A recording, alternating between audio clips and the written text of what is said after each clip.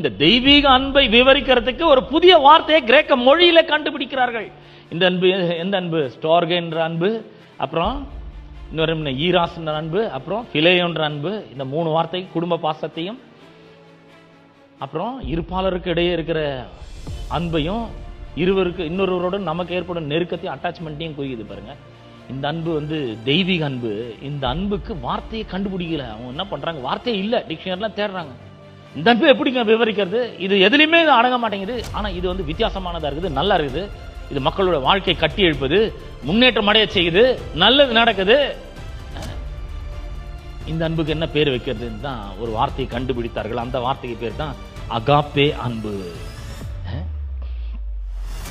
அப்ப நான் சொல்றேன், வேத புஸ்தகம் சொல்கிறது, தேவன் நம்ம மேல அன்பு வைக்கும் பொழுது அவர் இப்ப நான் சொன்ன எதையுமே அவர் பார்க்கறது இல்லை. என்னத்தை பார்க்கறது இல்லை? சூழ்நிலையை பார்க்கறது இல்லை, அப்புறம் நாலேஜை பார்க்கறது கிடையாது, அதுக்கப்புறம் வேற எதையுமே அவர் பார்க்கறதே கிடையாது. நீ நல்லவனா தான் நான் நல்லவனா இருக்கிறேன் கண்டிஷனல் கிடையாது. Unconditional love. தேவன் நம்மால வைக்கிற அன்பு அப்படிப்பட்ட ஒரு அன்பு. யோவான் 3:16 அவர் சொல்றார், தேவன் தம்முடைய ஒரே பேரான குமாரனை விசுவாசிக்கிறவன் எவனோ அவன் கெட்டு போகாமல் நித்திய ஜீவனை அடையும்படிக்கு அவரையே தந்தருளி இவ்வளவாய் உலகத்தில் அன்பு கூர்ந்தார்.